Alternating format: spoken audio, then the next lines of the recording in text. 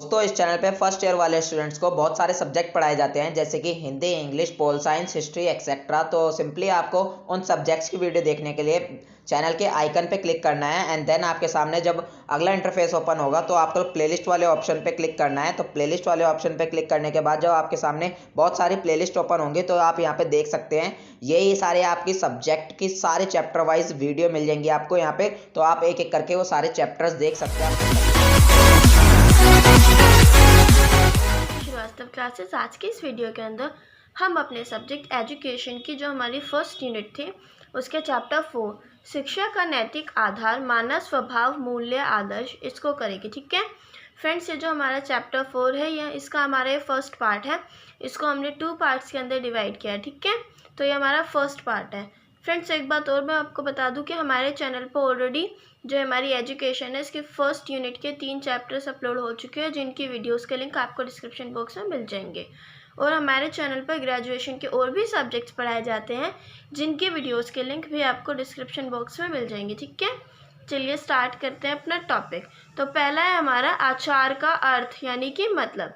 तो हमें इसमें समझना है कि जो आचार शब्द होता है इसका अर्थ और मतलब क्या होता है। ठीक है, तो जीवन के सभी क्षेत्रों में आचरण की प्रमुख भूमिका है। आचरण का मतलब व्यवहार, चाल चलन, तौर तरीका। ठीक है, तो जो एक इंसान होता है उसके जीवन के सभी क्षेत्रों में, ठीक है, जो उसका आचरण होता है यानी उसका व्यवहार कैसा है, उसका चाल चलन कैसा, तौर तरीका कैसा है दूसरों के साथ बात करने का। ठीक है, तो ये जो इसका आचरण होता है इसकी प्रमुख भूमिका होती है। ओके, दूसरा पॉइंट हमारा मानवीय व्यवहार में आचार को ही आचरण की तरह समझा जाता है। मानवीय व्यवहार यानी कि जो हम इंसान होते हैं हमारा जो व्यवहार होता है इसमें आचरण जो हमारा इसी को आचार माना जाता है, यानी आचार को ही आचरण की तरह समझा जाता है। यानी कि हमारा जो व्यवहार होता है इसमें आचार और आचरण ये जो दोनों शब्द हैं ये एक जैसे इस्तेमाल होते हैं। ठीक है, आचार का मतलब भी फ्रेंड्स होता है व्यवहार, चाल चलन, तौर तरीका, और आचरण इसका मतलब भी यही होता है। तो इन दोनों शब्द जो है हमारे इन दोनों का मतलब एक ही होता है। ठीक है फ्रेंड्स, नेक्स्ट देखते हैं अपना हम नेक्स्ट पॉइंट है हमारा आचार्य यानी कि गुरु। आचार्य गुरु को कहते हैं। ठीक है फ्रेंड्स, वो होता है जो व्यक्ति या बालक को आचार ग्रहण करने के लिए प्रेरित करता है। यानी कि जो आचार्य होते हैं, जो गुरु होते हैं यानी कि टीचर्स। ठीक है, तो जो टीचर्स होते हैं वो होते हैं जो किसी भी इंसान को या फिर बालक को यानी जो बच्चे होते हैं उनको आचार ग्रहण करने के लिए प्रेरित करते हैं। ठीक है, नेक्स्ट पॉइंट देखते हैं अपना। हमारा नेक्स्ट पॉइंट क्या है? नेक्स्ट पॉइंट है हमारा भारत के संविधान में शिक्षा के अधिकार को जीवन जीने के लिए एक महत्वपूर्ण अधिकार माना है। यानी कि हमारा जो भारत का संविधान है इसके अंदर जो शिक्षा का अधिकार है उसको जीवन जीने के लिए इतना महत्वपूर्ण अधिकार माना गया है कि अगर किसी को शिक्षा का अधिकार नहीं है तो उसका एक बहुत महत्वपूर्ण अधिकार जो है उससे वंचित है। ठीक है, यानी कि शिक्षा का जो अधिकार है वो हर किसी को दिया गया। ओके, इस प्रकार शिक्षा के क्षेत्र में काम कर रहे शिक्षक को आचार्य कहे जाने से भी हम शिक्षक के आचरण की महत्वता को समझ सकते हैं। यानी कि इस तरीके से क्या है, शिक्षा के क्षेत्र में जितने भी टीचर्स जो लोग हैं वो काम कर रहे हैं तो उनको हम आचार्य कहने से भी उनकी शिक्षक के आचरण की महत्वता को समझ सकते हैं। ठीक है, नेक्स्ट पॉइंट है हमारा एक आचार्य के आचार और आचरण से एक छात्र या फिर छात्रा बहुत कुछ सीख लेते हैं। यानी कि एक जो गुरु होता है, जो टीचर होता है, उसके आचार और आचरण, उनके बिहेवियर से कि वो कैसे बिहेव करते हैं, दूसरों के साथ कैसे बात करते हैं, किस तरीके से उनका तौर तरीका है। ठीक है, तो उससे क्या होता है एक जो उनके शिष्य होते हैं ना वो बहुत कुछ सीखते हैं कि हाँ हमारे टीचर्स इस तरीके से बात कर रहे हैं तो हमें भी इस तरीके से करनी चाहिए। तो क्या होता है जो टीचर्स होते हैं उनको अपनी जो उनका व्यवहार होता है उसको इस तरीके से रखना चाहिए कि जो बच्चे हैं उन्हें देख के कुछ अच्छा सीखें। ठीक है, तो नेक्स्ट पॉइंट है फ्रेंड्स हमारा सामाजिक और सांस्कृतिक मूल्यों का भंडार ही किसी के आचार का पोषण करता है। यानी कि किसी के तौर तरीके का, किसी के रहन सहन के तरीके का जो पोषण करता है वो सामाजिक और सांस्कृतिक मूल्य करते हैं। यानी कि वो किस समाज में रहते हैं, उनके किस संस्कृति के हैं वो, तो वो जो उनके मूल्य होते हैं, उनका जो भंडार होता है वो ही उनके आचार का पोषण कर सकता है, उनके रहने के तरीके का, उनके चाल चलन का, ठीक है, उनके व्यवहार का। ओके फ्रेंड्स, नेक्स्ट है हमारा टॉपिक आचार की प्रकृति। क्या टॉपिक है हमारा नेक्स्ट? आचार की प्रकृति।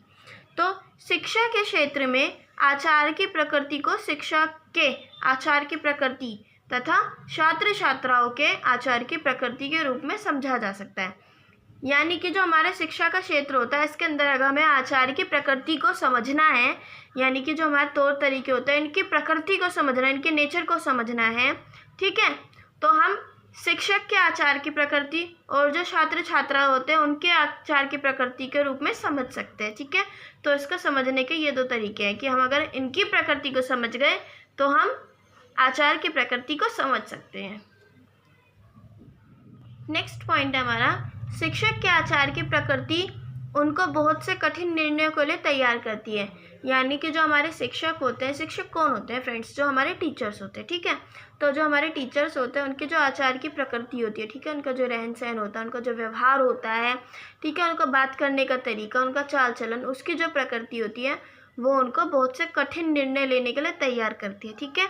और जो हमारे शिष्य होते हैं, शिष्य कौन होता है? लाइक स्टूडेंट, ठीक है, जैसे कि हम सब स्टूडेंट्स हैं। ओके, तो हम जो शिष्य होते हैं, हमारे आचार की जो प्रकृति होती है वो भी हमको बहुत सारी मुश्किलों कामों के लिए तैयार करती है, ठीक है। तो शिष्यों के आचार की प्रकृति भी उनको मुश्किल कामों के लिए तैयार करती है, ठीक है। नेक्स्ट हमारा, आचार्य के आचार के साथ अंतः क्रिया करके शिष्य कुछ सीखकर आचरण में लाते हैं। यानी कि जो आचार्य को मैंने बताया था गुरु, यानी कि हमारे टीचर्स, ठीक है। तो जो टीचर्स होते हैं उनका जो बिहेवियर होता है, उनका रहने का तरीका होता है, वो किस तरीके से किससे कैसे बात कर रहे हैं, किसी से कैसे इंटरेक्ट कर रहे हैं, ठीक है ना, किसके साथ कैसा बिहेव कर रहे हैं, तो उनके साथ रहकर उन सबको देख कर, ठीक है, तो जो शिष्य होते हैं वो भी अपने अंदर टीचर्स की जो वैल्यूज़ होती है उनको अंदर अपने लाते हैं कि टीचर हमारा एक दूसरे से ऐसे बात करता है तो हम भी ऐसे ही करेंगे, हमारे टीचर ऐसे करते हैं हम भी ऐसे ही करेंगे। तो वो इन सबको सीखकर अपने आचरण में लाते हैं, ठीक है। और उससे शिष्य के आचार का निर्माण होता है। यानी कि इन शॉर्ट अगर मैं बोलूँ तो जो हमारे टीचर्स होते हैं उनको देखकर ही एक बच्चा, एक शिष्य जो होता है वो अपने आचार का निर्माण करता है, ठीक है। तो नेक्स्ट टॉपिक है हमारा आचार का विकास। ओके फ्रेंड्स, तो शिक्षक के आचार के विकास में निम्नलिखित बिंदु ध्यान देने लायक है, ठीक है। यानी कि आचार का जो विकास है उसे हम शिक्षक के आचार के विकास के तौर पर पढ़ेंगे, ठीक है। यानी कि अगर शिक्षक का जो आचार है उसमें विकास होगा तो आचार का विकास होगा। ओके फ्रेंड्स, तो पहला पॉइंट हमारा मानवीय गरिमा का विकास। क्या है? मानवीय गरिमा का विकास। खुद की गरिमा के साथ अपने छात्र छात्राओं की गरिमा का ध्यान रखना और एक दूसरे के लिए सम्मान का भाव विकसित होना आचार के विकास को दिखाता है। यानी कि जो टीचर होते हैं अगर वो खुद की गरिमा के साथ साथ, गरिमा यानी कि रेस्पेक्ट, ठीक है, अगर वो खुद की रेस्पेक्ट के साथ साथ अपने छात्र छात्राओं की रेस्पेक्ट का भी ध्यान रखते हैं और एक दूसरे के लिए सम्मान का भाव विकसित होता है उनमें, यानी कि वो एक दूसरे की रिस्पेक्ट करते हैं, ठीक है, और एक दूसरे की गरिमा का भी ध्यान रख रहे हैं, ठीक है, तो इससे क्या होता है? आचार का विकास होता है। ओके फ्रेंड्स, नेक्स्ट है हमारा अध्ययन। क्या है हमारा? नेक्स्ट है हमारा अध्ययन। खुद की पढ़ाई पर ध्यान देने के साथ ही, यानी कि जो टीचर्स होते हैं, जो आचार्य होते हैं, वो खुद की पढ़ाई पर तो ध्यान दें लेकिन उसके साथ साथ वो अपने शिष्यों के लिए भी पढ़ाई के लिए एक प्रेरणा का स्रोत बने, यानी कि स्रोत होना। खुद की पढ़ाई पर ध्यान देने के साथ ही अपने शिष्यों के लिए पढ़ाई के लिए एक प्रेरणा स्रोत होना आचार के विकास का एक रास्ता है। यानी कि जब जो टीचर होते हैं वो खुद की पढ़ाई पर ध्यान देते हुए अपने बच्चों के लिए भी, जो उनके स्टूडेंट्स होते हैं उनके लिए भी पढ़ाई करने का एक स्रोत बने, उनकी प्रेरणा, उनके प्रेरित करें, ठीक है, तो उससे भी क्या होता है? आचार के विकास का एक रास्ता है, वो भी, उससे भी हमारे आचार का विकास होता है, ठीक है। नेक्स्ट है हमारा खुशी और संतोष। ओके, अपनी खुशी के साथ अपने शिष्यों की खुशियों का ध्यान रखते हुए संतोष की भावना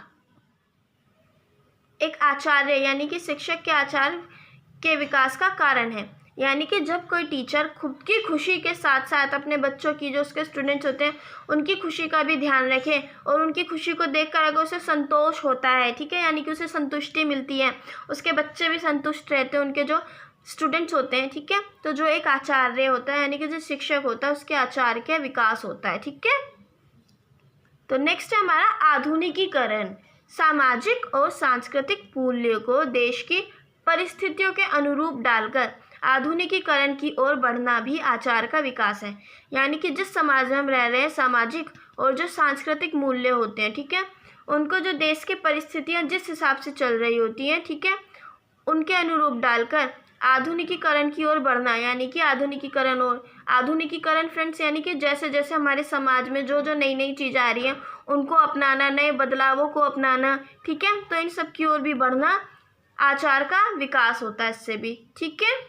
ऐसा नहीं ना कि जो पुराने ज़माने के लोग हैं भाई वो तो उसी ज़माने में ठहर गए क्योंकि वो अपनी सोच को ही नहीं बदल पा रहे हैं। ऐसा नहीं होना चाहिए। जैसे जैसे आपके देश जो है तरक्की कर रहा है तो आपको उसके साथ साथ अपनी थिंकिंग चेंज करते रहना चाहिए, ठीक है, तो जिससे क्या होता है, आचार का विकास होता है। नेक्स्ट है हमारा कल्पनाशीलता। अगर मानव बनी बनाई कल्पनाओं पर ही चलता रहे तो मानव का विकास थम जाएगा। अभी बताया ना मैंने कि अगर जो हम इंसान होते हैं वो पहले की बातों पे चलते रहे, कि जो पहले एक बात कह दी कि वो कल्पना होगी कोई, मतलब कि पहले कोई बात बोल दी और उसी को मानते रहे, ठीक है, तो उससे क्या होगा, हम जो इंसान होता है हमारा विकास थम जाएगा, ठीक है। कल्पनाशीलता मानव को ऊंचाइयों तक उड़ने की क्षमता प्रदान करती है, यानी कि हम नई नई बातें सोचें, ठीक है, तो ये जो हमारी कल्पनाशीलता होती है नई नई बातों को सोचने की, तो इससे क्या होता है, जो इंसान होता है वो ऊंचाइयों तक उड़ने की क्षमता रखता है, ठीक है। कल्पनाशीलता का विकास भी इस प्रकार आचार के विकास में सहायक है, ठीक है, तो कल्पनाशीलता के विकास के जरिए भी हम अपने आचार के विकास को कर सकते हैं, ठीक है। नेक्स्ट है हमारा विषय विशेषज्ञता। ओके, अपने विषय की विशेषज्ञता को ज़्यादा मजबूत करते रहना और किसी शिक्षक के आचार को और ज़्यादा सार्थक बनाता है। यानी कि जैसे कि हमारे शिक्षक होते हैं, ठीक है, वो जो भी सब्जेक्ट पढ़ाते हैं, यानी कि उनका जो भी विषय है, ठीक है, जिस भी विषय से रिलेटेड वो काम करते हैं, ओके, अपने सब्जेक्ट को वो अच्छे से और ज़्यादा विशेषज्ञता करते रहें उसमें, यानी कि और अच्छी अच्छी बातें सीखते रहे अपने सब्जेक्ट के अंदर, न्यू बातें सीखते रहे और उनको जो नॉलेज है उसको इंक्रीज़ करते रहे, ठीक है, उसको ज़्यादा मजबूत करते रहे। तो उससे भी क्या होता है, किसी शिक्षक के जो आचार होते हैं वो और ज़्यादा सार्थक बन जाते हैं, तो उसके जो आचार होते हैं उनका विकास होता है, ठीक है। फ्रेंड्स, मैं एक बात बताऊँ आपको, हमने आचार के विकास के लिए हमने पॉइंट पकड़ा कि आचार के विकास को हम कैसे पढ़ेंगे। तो आचार का जो विकास है उसको हम शिक्षक की टर्म्स के अंदर पढ़ रहे हैं, यानी शिक्षक के आचार का अगर विकास होगा तो जो हमारे आचार है उनका विकास होगा। क्यों? क्योंकि जो हमारे शिक्षक होते हैं वो ही तो जो आने वाली भावी पीढ़ी है, और जिन बच्चों को वो पढ़ा रहे हैं, और शिक्षक ही तो पहले बच्चों को पढ़ा चुके हैं, यानी कि वही तो आचार बच्चों के अंदर डेवलप कर रहे हैं, ठीक है। तो इसलिए हम शिक्षक के आचार के विकास को पढ़ रहे हैं, क्योंकि अगर शिक्षक के आचार का विकास होगा तो इस तरीके से हमारे पूरे देश का जो आचार है उसका विकास होगा। ओके फ्रेंड्स, नेक्स्ट है हमारा व्यक्तिगत समस्याएं, ठीक है। तो शिक्षक की भी बहुत सी व्यक्तिगत समस्याएं होती हैं। हाँ, हमें पता है कि जो हमारी टीचर्स होती हैं उनकी खुद की कुछ पर्सनल प्रॉब्लम्स होती हैं, ठीक है, व्यक्तिगत यानी कि पर्सनल, ठीक है। उन सभी समस्याओं का उसकी जीवनचर्या पर भी असर होगा, यानी कि अब जो हमारे टीचर्स हैं उनके साथ जो जो प्रॉब्लम्स होगी तो उन सबका उनकी पूरी जीवनचर्या, उनके पूरे जीवन पर तो असर होगा। अपने आचरण में उन समस्याओं के कारण छात्र छात्राओं पर होने वाले नकारात्मक प्रभावों को कम करना, यानी कि उन समस्याओं के कारण टीचर के आचरण में जो बदलाव होते हैं, ठीक है, टीचर के रहने में, उनके व्यवहार में जो बदलाव होते हैं, ठीक है, उसके पड़ने वाले जो नकारात्मक प्रभाव होते हैं, ठीक है, जब वो अपने उन छात्र छात्राओं पर पड़ने वाले उन नकारात्मक प्रभावों को कम करें तो इससे भी आचार का विकास होता है। कैसे कि ऐसे कि जैसे कोई टीचर है, उसके साथ कोई भी प्रॉब्लम चल रही है, ठीक है, उनकी कोई भी प्रॉब्लम हो सकती है, पर्सनल प्रॉब्लम, उसकी वजह से वो बहुत मेंटली डिस्टर्ब्ड है, ठीक है, उनका जो व्यवहार है वो बहुत चिड़चिड़ा हो चुका है। लेकिन अगर वो अपनी उस पर्सनल प्रॉब्लम को साइड में रख के अपने स्टूडेंट के साथ काफ़ी अच्छे से बिहेव कर रहे हैं, नॉर्मल बिहेव कर रहे हैं कि जैसे उनके साथ कुछ हुआ ही नहीं है, क्यों? क्योंकि वो अपने स्टूडेंट्स के ऊपर कोई भी नेगेटिव इफेक्ट नहीं डालना चाहते हैं अपनी पर्सनल प्रॉब्लम्स का, ठीक है। तो इससे भी क्या होता है, जो आचार का विकास होता है, ठीक है। नेक्स्ट टॉपिक है फ्रेंड्स हमारा मूल्य शब्द का अर्थ। अभी हमने पढ़ा था आचार और आचरण के बारे में, यानी कि किसी के व्यवहार, रहने के तरीके, उसके चाल चलन के बारे में हमने सब कुछ पढ़ा था, ठीक है। आचार और आचरण का मतलब जो हमने बताया था आपको। अब हम पढ़ेंगे मूल्य शब्द का मतलब। ओके, तो मूल्य क्या होते हैं? इन शॉर्ट आपको एक छोटी सी बात बताती हूँ। मूल्य का मतलब वैल्यूज़, कहते हैं ना कि मोरल वैल्यूज़ होनी चाहिए, यानी इतनी तो तमीज़ होनी चाहिए, इतनी तो तुम्हें ये बातें पता होनी चाहिए, ठीक है। मूल्य यानी कि जो हम अपने परिवार से सीखते हैं, ठीक है ना, कि किसी के साथ कैसा बिहेव करना चाहिए, अच्छा बिहेव करना चाहिए, ठीक है, लोगों की मदद करनी चाहिए, ठीक है ना। तो ये सब जो होते हैं ये मूल्य होते हैं, ठीक है। तो मूल्य शब्द का मतलब होता है मापन करने लायक, यानी कि जो मूल्य शब्द होता है इसका मतलब होता है मापन करने लायक, यानी वो गुण या विशेषता जो मान करने लायक हो या जिसका मान किया जा सके। ये हमारे एक बुक की डेफिनेशन है। ओके फ्रेंड्स, तो मैं एक पहले समझा दूँ आपको इसने क्या बोला। हमारी बुक ने कहा है कि मूल्य शब्द का मतलब होता है वो गुण या फिर विशेषता जिसका हम मापन कर सकें, यानी जिसको हम माप कर सकें, जिसका हम नाप सकें, ठीक है, या फिर जिसका हम मान किया जा सके। यानी कि वही बात बता दी उन्होंने, जिस गुण या फिर विशेषता का नाप कर सके, उसको माप कर सके, वो हमें मतलब कि वो मूल्य कहलाती है, ठीक है। तो उसको मूल्य कहते हैं। अंग्रेजी में मूल्य को वैल्यू कहते हैं, तो इंग्लिश के अंदर जो हमारा मूल्य वर्ड है इसको वैल्यू कहते हैं, ठीक है फ्रेंड्स। नेक्स्ट पॉइंट है हमारा, वैल्यू शब्द लैटिन भाषा के शब्द वैल्यू से बना है, यानी कि जो हमारा वैल्यू शब्द है ये एक लैटिन भाषा का एक शब्द था, वैल्यू से बना है, ठीक है। तो वैल्यू का मतलब होता है एबिलिटी, यूटिलिटी, इम्पोर्टेंस, यानी कि एबिलिटी का मतलब योग्यता, उपयोगिता एंड महत्व, ठीक है। यानी कि वैल्यू जो हमारा शब्द है इसका मतलब होता है योग्यता, उपयोगिता और महत्व, ठीक है। तो ये सब मूल्य शब्द को समझाते हैं, यानी कि मूल्य जो शब्द होगा इसका मतलब होगा एक तरीके से योग्यता, उपयोगिता और महत्व।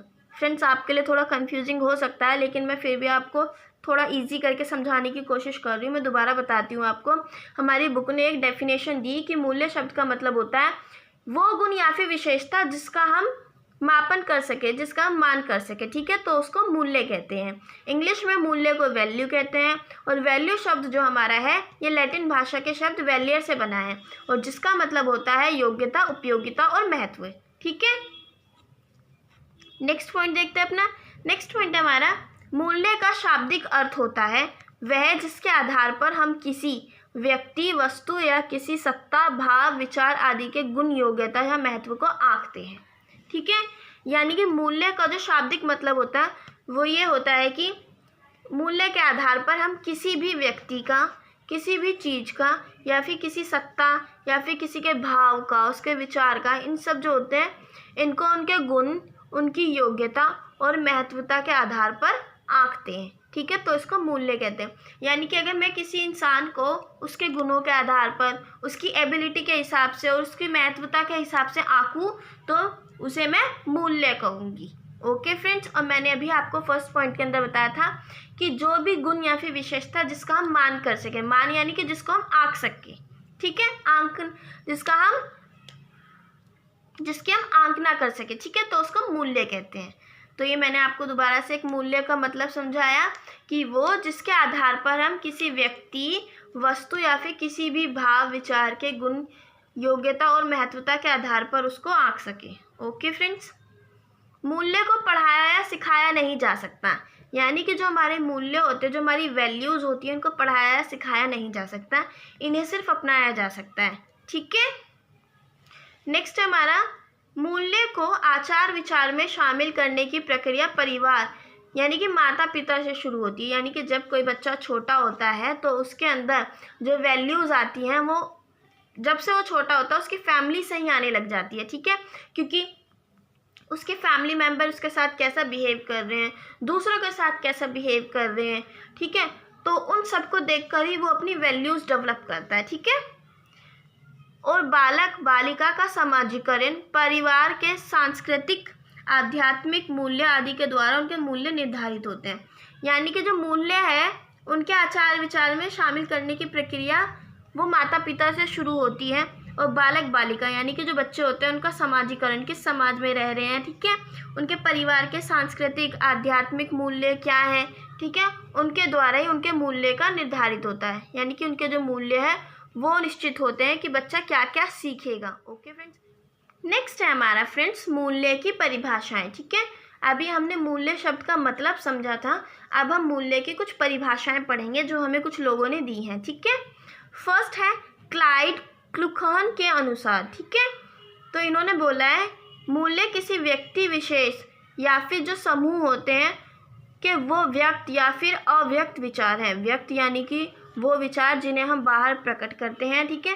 अव्यक्त यानी कि वो विचार जिन्हें हम बाहर प्रकट नहीं करते हैं, किसी के सामने नहीं रखते हैं, ठीक है। तो मूल्य किसी भी इंसान के या फिर किसी समूह के वो व्यक्त और अव्यक्त विचार हैं जो उसके द्वारा किसी काम के प्राप्त साधनों और लक्ष्य को चुनने की प्रक्रिया को प्रभावित करते हैं, ठीक है। यानी कि अगर वो किसी काम को करने के लिए जो उसे साधन मिले हैं और उसको लक्ष्य को चुनने की जो प्रक्रिया उसको प्रभावित करने वाले व्यक्त और अव्यक्त विचार हैं उनको मूल्य कहते हैं, ठीक है। तो ये हमारी डेफिनेशन दी थी, क्लाइड क्लुकान के अनुसार थी ये डेफिनेशन हमारी, ठीक है।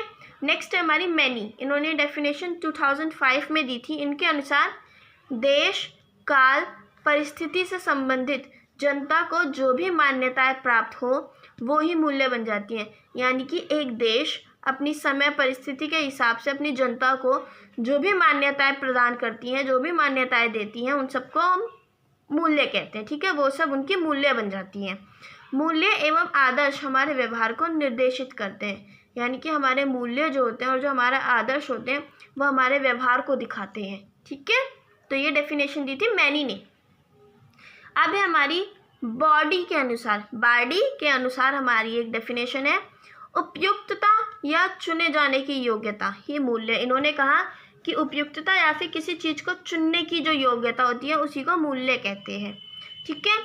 नेक्स्ट हमारी राधा कमल मुखर्जी के अनुसार, ठीक है। तो मूल्य समाज द्वारा मानी गई उन इच्छाओं और लक्ष्यों को माना गया है जिन्हें अनुबंधन, अधिगम या समाजीकरण की प्रक्रिया द्वारा आत्मसात किया जाता है।